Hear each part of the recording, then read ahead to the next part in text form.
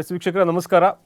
ದೀಪಾವಳಿ ಹಬ್ಬದ ಪ್ರಯುಕ್ತ ಇವತ್ತೊಂದು ಬ್ಯೂಟಿಫುಲ್ ತಂಡ ನಮ್ಮ ಜೊತೆ ಇದೆ. ಇಬ್ಬರು ಕೂಡ ನಮ್ಮ ಚಾನಲ್ಗೆ ಬಂದಿರೋದು ಭಾಳ ಖುಷಿ ವಿಚಾರ. ಮೊದಲನೇದಾಗಿ ಲೇಡೀಸ್ ಫಸ್ಟ್ ಅಂತ ಹೇಳ್ತಾ ನಮ್ಮ ಟಿ ವಿ ಫೈನ ದತ್ತುಪುತ್ರಿ ಅಂತಲೇ ಹೇಳ್ಬೋದು. ಬೃಂದಾ ಆಚಾರ್ಯ ಮೇಡಮ್, ಕಾರ್ಯಕ್ರಮಕ್ಕೆ ಸ್ವಾಗತ. ದೀಪಾವಳಿ ಹಬ್ಬದ ಶುಭಾಶಯಗಳು ತಮಗೆ. Thank you so much Ramesh. ನಿಮಗೂ ಕೂಡ ದೀಪಾವಳಿ ಹಬ್ಬದ ಹಾರ್ದಿಕ ಶುಭಾಶಯಗಳು. ಟಿ ವಿ ಫೈನ ಎಲ್ಲ ವೀಕ್ಷಕರಿಗೂ ಕೂಡ ದೀಪಾವಳಿ ಹಬ್ಬದ ಹಾರ್ದಿಕ ಶುಭಾಶಯಗಳು. Thank you madam. ಆ್ಯಂಡ್ ಮತ್ತೊಬ್ಬರು ವಿಶೇಷ ಅತಿಥಿ, ಸಾಮಾನ್ಯವಾಗಿ ಈಗ ಅವರು ತುಂಬ ಬ್ಯುಸಿ ಆಗಿಬಿಟ್ಟಿದ್ದಾರೆ. ಪ್ಯಾನ್ ಇಂಡಿಯಾ ಸ್ಟಾರ್ ಆಗ್ತಾ ಇದ್ದಾರೆ, ಒಳ್ಳೊಳ್ಳೆ ಸಿನಿಮಾಗಳನ್ನ ಮಾಡ್ತಾ ಇದ್ದಾರೆ, ಕನ್ನಡದಲ್ಲಿ ಅದ್ಭುತ ಸಿನಿಮಾಗಳನ್ನ ಕೊಟ್ಟು ಬೇರೆ ಹಂತಕ್ಕೆ ಹೋಗುವಂಥ ನಮ್ಮ ಕನ್ನಡದ ಪ್ರತಿಭೆ, ನಮ್ಮ ನೆಚ್ಚಿನ ನಟ Dikshith sir. Hi, welcome to the show. ಭಾಳ ಖುಷಿ ಇದೆ ಸರ್, ಇಡೀ ಇವತ್ತು ತಂಡ ನಮ್ಮ ಜೊತೆ ಕೂತಿರೋದು. ಮೊದಲನೇದಾಗಿ ಏನು ಹೇಳ್ತೀರಿ ನಿಮ್ಮ ಕಡೆಯಿಂದನೇ ದೀಪಾವಳಿ ಹಬ್ಬದ ಪ್ರಯುಕ್ತ? ಎಲ್ರಿಗೂ ದೀಪಾವಳಿ ಹಬ್ಬದ ಶುಭಾಶಯಗಳು. ಎಲ್ಲ ವೀಕ್ಷಕರಿಗೂ ದೀಪಾವಳಿ ಹಬ್ಬದ ಶುಭಾಶಯಗಳು. ನಾನು ಫಸ್ಟ್ ಟೈಮ್ ಬರ್ತಾ ಇರೋದು ನಿಮ್ಮ ಚಾನಲ್ಗೆ, ಸೊ ಖುಷಿ ಇದೆ. ಆ್ಯಂಡ್ ನೀವು ರಿಸೀವ್ ಮಾಡಿದಂಥ ರೀತಿ ಆಗಿರ್ಬೋದು, ಅಥವಾ ಆ್ಯಂಡ್ ಇನ್ನೊಂದು ಹೇಳಬೇಕು, ತುಂಬ ಬ್ಯುಸಿ ಆಗಿಬಿಟ್ಟಿದ್ದೀರಾ. ನಾನು ಆ್ಯಕ್ಚುಲಿ ಅಷ್ಟು ಬ್ಯುಸಿ ಇಲ್ಲ, ಕೆಲಸ ಮಾಡೋಕ್ಕಿನ್ನ ಟೈಮ್ ಇದೆ ಮಧ್ಯದಲ್ಲಿ. ಸೊ ಹಾಗೆ ಅದೊಂದು ಇನ್ಫಾರ್ಮೇಷನ್ ಕೊಡೋದಕ್ಕೆ, ಆ ಇನ್ಫಾರ್ಮೇಷನಿಂದ ಕಾರ್ಯಕ್ರಮ ಶುರು ಮಾಡೋಣ. ನಾನು ತುಂಬ ಬ್ಯುಸಿ ಇಲ್ಲ. ಬ್ಯುಸಿ ಇಲ್ಲ, ಓಕೆ. ಸಣ್ಣ ಕರೆಕ್ಷನ್, ಬ್ಯುಸಿ ಇಲ್ಲ. ಸಿನಿಮಾಗಳು ಬೇಕಾದ್ರೆ ನೆವರ್ ಬಿ ಬಿಸಿ. ಏನಕ್ಕೆ ಗೊತ್ತಾ, ಅವ್ರಿಗೆ ಮಾಡೋ ಥರ ಕೆಲಸ ಮತ್ತೆ ಯಾರು ಮಾಡಲ್ಲ ಅಂತ ಅನ್ಸುತ್ತೆ. Like 24/7 he is working. ಹೌದು, ಅದು ನೋಡಿದ್ರೆ ಎಷ್ಟು ಆಕ್ಟಿವ್, ಒಂದಾಗಿಂದ ಫುಲ್ ಆಕ್ಟಿವ್. ನಮ್ಮ ಪಿ ಆರ್ ರೆಡಿ ಮಾಡ್ಕೊಂಡು ರೆಡಿ ಅಲ್ಲ, ನಾನು ಹೇಳ್ಕೊಟ್ಟಿದ್ದು ಹೇಳ್ಬೇಕು ನಂತರ. ಅವ್ರು ಹೇಳ್ಕೊಟ್ಟಿದಾರಲ್ಲ, ಅದನ್ನ ಹೇಳಿ. ಅದು ನಮ್ಮ ಇಬ್ಬರ ಮಧ್ಯೆ ಇದಾಗಿದೆ. ಫಸ್ಟ್ ನಾನು ಹೇಳಿದ್ನಲ್ಲ ಅವ್ರು ಕರೆಕ್ಟಾಗಿ ಹೇಳಿದ್ರೆ, ಆಮೇಲೆ ಅವ್ರು ಹೇಳ್ಕೊಟ್ಟಿದ್ನಲ್ಲ ನಾನು ಕರೆಕ್ಟಾಗಿ. ಸರ್, ಈಗ ಸಿನಿಮಾ ವಿಚಾರಕ್ಕೆ ಬರೋದಾದರೆ, ನಾನು SBI bank of India, state bank of Mysuru, state bank of Rajasthan, ಈ ಥರ ಎಲ್ಲ ಕೇಳಿದ್ವಿ. For the first time bank of Bhagyalakshmi ಅಂದ ತಕ್ಷಣ ಒಂಥರ ಕನ್ಫ್ಯೂಷನ್. ಆ ಟೈಟ್ಲು ಕೇಳಿದಾಗ ನಿಮಗೆ ಒಳದಂಥ ಏನೋ ಇದೆಯಲ್ಲ ಅನ್ನೋ ಥರ ಅನಿಸಿದ್ದು. ಅಂದರೆ ಇವಾಗ ಏನಾಗುತ್ತೆ, ಈಗ ನೀವು ಕೇಳಿದ್ರಲ್ಲ ಬ್ಯಾಂಕ್ ಹೆಸರುಗಳು, ಅದನ್ನೇ ಇಟ್ಟರೆ ಕಾಪಿರೈಟು ಅಥವಾ ಇನ್ನೊಂದು ಮತ್ತೊಂದು ಸಮಸ್ಯೆಗಳಾಗುತ್ತೆ. ಸೊ ನಾವು ಇಲ್ದಿರೋ ಹೆಸರನ್ನೇ ಇಡಬೇಕಾಗುತ್ತೆ ಸಿನಿಮಾಗೆ, ಫಿಕ್ಷನ್ ಹೆಸರು. ಒಂದು ಬ್ಯಾಂಕ್ ಆಫ್ ಭಾಗ್ಯಲಕ್ಷ್ಮಿ ಅಂದ ತಕ್ಷಣ ಸಾಕಷ್ಟು ವಿಚಾರಗಳಿವೆ ಅದರಲ್ಲಿ. ಪೂರ್ತಿ ಕಥೆ ಕೇಳಿದಾಗ ಲೇಯರ್ಸ್ ಇದೆ. ನಿಮಗೆ ಮೇಲ್ ನೋಟಕ್ಕೆ ಒಂದು ಹ್ಯೂಮರ್ ಇರುವಂಥ ಸಿನಿಮಾ ಅಂತ ಅನಿಸಿದ್ರೂ, ಇನ್ನು ಆಳವಾಗಿ ನೋಡಿದಾಗ ಅದಕ್ಕೆ ಬೇರೆ ಅರ್ಥಗಳಿವೆ. ಆ್ಯಂಡ್ ಸಮಾಜದಲ್ಲಿ ಇವಾಗ ಹೋಗ್ತಿರೋದನ್ನು ತುಂಬ ತಮಾಷೆಯಾಗಿ ತೋರಿಸೋದಕ್ಕೆ ಪ್ರಯತ್ನ ಪಟ್ಟಿದ್ದೀವಿ. ಆ್ಯಂಡ್ ಒಂದಿಷ್ಟು ಯಂಗ್ಸ್ಟರ್ಸ್ಗಳನ್ನ ಮನಸ್ಥಿತಿ ಹೆಂಗೆ ರಾತ್ರಿ ಬೆಳಗಾಗೋಷ್ಟರಲ್ಲಿ ಶ್ರೀಮಂತರಾಗ್ಬಿಡ್ಬೇಕು, ದುಡ್ಡು ಮಾಡಿಬಿಡ್ಬೇಕು, ಫೇಮಸ್ ಆಗಿಬಿಡ್ಬೇಕು. ಸೊ ಈ ರೀತಿ ಎಲ್ಲ ಈ ಥರದ ಸಾಕಷ್ಟು ಅಂಶಗಳ ಬಗ್ಗೆ ಮಾತಾಡುತ್ತೆ.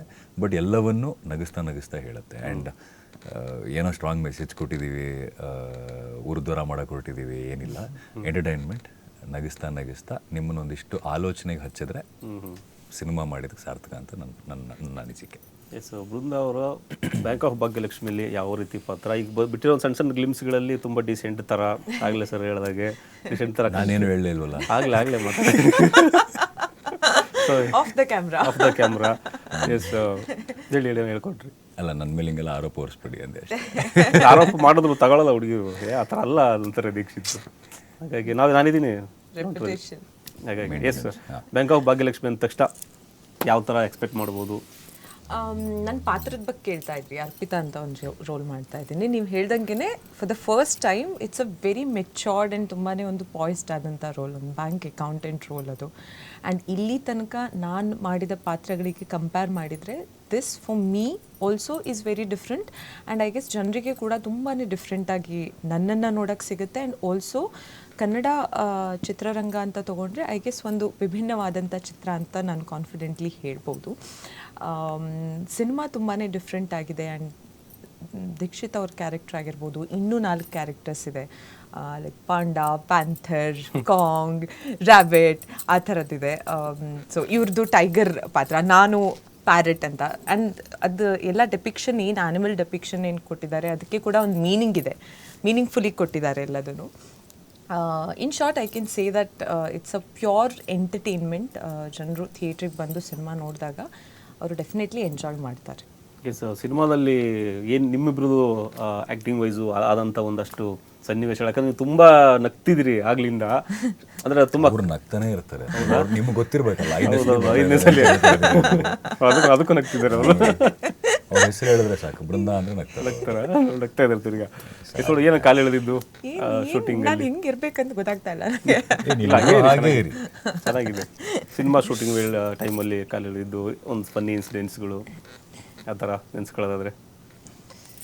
ಫನ್ನಿ ಇನ್ಸಿಡೆಂಟ್ಸ್ ಅಂತ ಅಂದರೆ ಲೈಕ್ ಇನ್ಸಿಡೆಂಟ್ಸ್ ತುಂಬಾ ಇದೆ. ಬಿಕಾಸ್ ನಮ್ಮದು ಲೈಕ್ ತುಂಬ ಕಾರಣಾಂತರಗಳಿಂದ ತುಂಬ ಟೈಮ್ ಶೆಡ್ಯೂಲೆಲ್ಲ ತುಂಬ ಟೈಟಾಗಿ ಮಾಡ್ತಾಯಿದ್ವಿ. ಲೈಕ್ ಡಬಲ್ ಕಾಲ್ ಶೀಟ್ಸ್ ಆಗಿರ್ಬೋದು. ಆ್ಯಂಡ್ ನಾವು ಮನೆಗೆ ಹೋಗೋದು ತುಂಬಾ ಕಮ್ಮಿ, 1-2 ತಾಸು 3 ತಾಸಿಗೆ ಮನೆಗೆ ಹೋಗ್ತಾಯಿದ್ವಿ. ಇವರೆಲ್ಲ ಐ ಗೆಸ್ ಒಂದು ತಾಸು ಜಾಸ್ತಿ ಸಿಕ್ಕಿದ್ರು ನನಗೇನಾಗ್ತಿತ್ತು, ಒಂದು ಟೈಮ್ ಬೇಕಲ್ಲ ನಂಗೆ ರೆಡಿ ಆಗೋಕ್ಕೆ. ಸೊ ನಾನು ಬೇಗ ಬರಬೇಕಿತ್ತು. ನನ್ನ ಸ್ಟಾಫ್ ಅಂತೂ ಲಿಟ್ರಲಿ ನಿದ್ರೆನೇ ಮಾಡಿಲ್ಲ, ಎಲ್ಲ ಜಾಂಬಿಗಳ ಥರ ಬರ್ತಾಯಿದ್ರು. ಸ್ಪೆಷಲಿ ಲೈಕ್ ಒಂದ್ಸತಿ ಏನಾಯ್ತು ಅಂತಂದರೆ, ನನ್ನ ಮೇಕಪ್ ಆರ್ಟಿಸ್ಟು ಅವರು ಫಸ್ಟ್ ಪಿಕಪ್ಪು ಲಾಸ್ಟ್ ಡ್ರಾಪ್ ಆಗ್ತಾಯಿದ್ರು. ಆ್ಯಂಡ್ ಅವ್ರಿಗೆ ಮನೆಗೆ ಲಿಟ್ರಲಿ ಲೈಕ್ 1 hour ಏನೋ ಸಿಗ್ತಾಯಿತ್ತು. ಆ್ಯಂಡ್ ಮತ್ತೆ ಬಂದ್ರಲ್ಲ ನೆಕ್ಸ್ಟ್ ಡೇ ಸೆಟ್ಟಿಗೆ. ಬೆಳಿಗ್ಗೆ ನಮ್ಮಪ್ಪ ಹೇಳ್ತಾ ಇದ್ರು, ಏನೋ ಮಾತಾಡ್ತಾ ಇದ್ದಾರೆ, ಎಷ್ಟೊತ್ತಿಗೆ ಬಂದೆ ನನಗೆ ಏನೂ ಕೇಳಿಸ್ತಾನೆ ಇಲ್ಲ, ಫುಲ್ ನಿದ್ರೆಯಲ್ಲಿದ್ದಾಳೆ ಅಂತ ಹೇಳು ಅಂತ ಹೇಳ್ದಂಗೆ ಅನಿಸ್ತಿದೆ ಅಂತ ಹೇಳಿದ್ರು. ಲಿಟ್ರಲಿ ನಾವೆಲ್ಲ ಲೈಕ್ ಜಾಂಬಿಗಳ ಥರ ಆಗ್ತಾಯಿದ್ವಿ. ಲೈಕ್ ಕಟ್ ಹೇಳಿದ ತಕ್ಷಣ ಹೋಗೋದು, ಚೇರ್ ಮೇಲೆ ಮಲ್ಕೊಂಡ್ಬಿಡೋದು, ಆ ಥರ ಆಗ್ತಾಯಿತ್ತು. Many incidents you want to share. ನಿಮ್ಗೇನಾದ್ರು ಆ ಥರ ಜೊಂಬಿ ಫೀಲ್ ಆಗಿದ್ದ ಉಂಟಾ?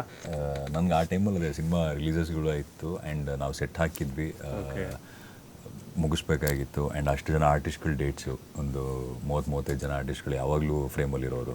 ಅವರಾಗಲೇ ಹೇಳಿದಾಗೆ ಮುಖ್ಯ ಪಾತ್ರಧಾರಿಗಳನ್ನ ಒಂದು 5 ಜನ ಆದರೆ ಅದ್ರ ಜೊತೆಗೆ ಒಂದಿಷ್ಟು ಬ್ಯಾಂಕ್ ಹಾಸ್ಟೇಜಸ್ ಅಂತ ಒಂದಿಷ್ಟು ಜನ ನಮ್ಮ ಜೊತೆ ಯಾವಾಗಲೂ ಇರೋರು. ಸೊ ಅವರು ನಮ್ಮ ಜೊತೆ ಒಂದು ಆಲ್ಮೋಸ್ಟ್ 30-35 ಡೇಸ್ ಶೂಟ್ ಮಾಡಿದ್ದಾರೆ. ಸೊ ಒಂಥರ ಕಪ್ಪೆನ ತಕ್ಕಡಿಗೆ ಹಾಕಿದಾಗೆ ಎಲ್ಲರೂ ಸೇರಿಸೋದಿದೆಯಲ್ಲ, ತುಂಬ ಕಷ್ಟದ ಕೆಲಸ ಅದು. ಅದು ಬಿಟ್ಟರೆ ತುಂಬ ಫನ್ನಿ ಅಂತ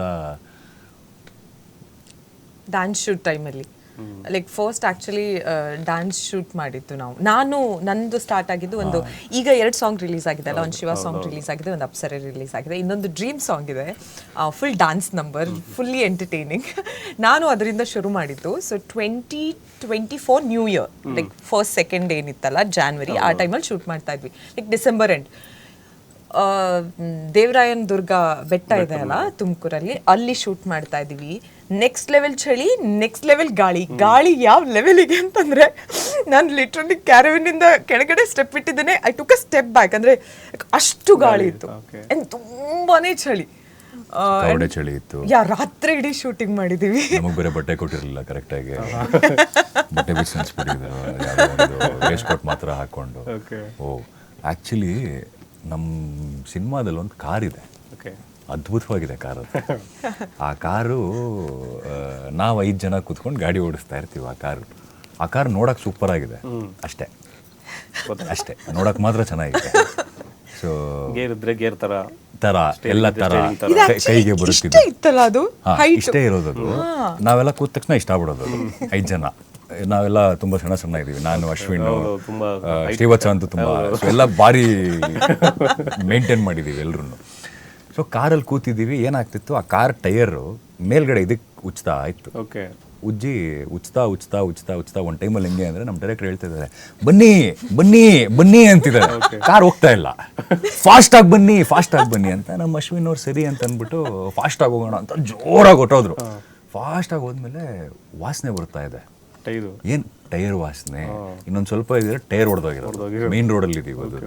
ಸೊ ಮಜಾ ಇತ್ತು. ಈ ಥರದ್ದು ಸುಮಾರು ಕಾರು ಥರ, ಬ್ಯಾಂಕು ಥರ, ವಾಲು ಥರ, ಈ ಥರ ತುಂಬ ಥರಗಳನ್ನ ನಾವು ಸಿನಿಮಾದಲ್ಲಿ ನೋಡ್ತಾ ಇರ್ತೀವಿ. ಈಗ ಬ್ಯಾಂಕ್ ನಾವು ಹುಲಿ ಥರ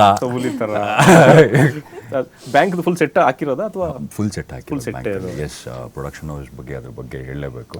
ಪ್ರಕಾಶ್ ಸರ್ ಈ ಥರದೊಂದು ಬ್ಯಾಂಕ್ ಬೇಕು ಅಂದರೆ, ಒಂದು ಕೋಪರೇಟಿವ್ ಬ್ಯಾಂಕ್ ಥರದ್ದೊಂದು ಸೆಟಪ್ ಬೇಕು ಅಂತಂದಾಗ ಇಡೀ ಬ್ಯಾಂಕ್ ಸೆಟಪ್ ಹಾಕಿದ್ವಿ. ಬ್ಯಾಂಕು, ಲಾಕರ್ ರೂಮು, ಅದು 2-3 ಸೆಟ್ ಹಾಕಿದ್ವಿ. ಅದು 1-2-3 ದಿನಗಳ ಕಾಲ ಅಲ್ಲ, ಇಡೀ 2 ತಿಂಗಳು ಸೆಟ್ ಅದೇ ಇದರಲ್ಲಿತ್ತು. ಅಂದರೆ ಈಗ ಅಫ್ಕೋರ್ಸ್ ದೊಡ್ಡ ಸೆಟ್ ಹಾಕಿ ವರ್ಷಾನ್ಗಟ್ಲೆ ಮಾಡ್ತಾರೆ, ಅದು ಬೇರೆ ಥರ. ಬಟ್ ಎಲ್ಲೋ ಒಂದು ಕಡೆ ಡೆಬ್ಯೂ ಡೈರೆಕ್ಟರು, ಈಗ ಸಿನಿಮಾಗಳು ಮಾಡ್ತಿರೋಂಥ ಆ್ಯಕ್ಟರ್ಸ್ಗಳು, ಇವರೆಲ್ಲರ ಮೇಲೆ ಅಷ್ಟು ಬಂಡವಾಳ ಕೊಡೋದಿದೆಯಲ್ಲ, it takes lot of courage. ಅದಕ್ಕೆ ಪ್ರಕಾಶ್ ಗೌಡ್ರಿಗೆ ಒಂದು ಹ್ಯಾಟ್ಸ್ ಆಫ್. ತುಂಬ ಪ್ಯಾಷನ್ ಬೇಕು ಅದಕ್ಕೆ. ಸೊ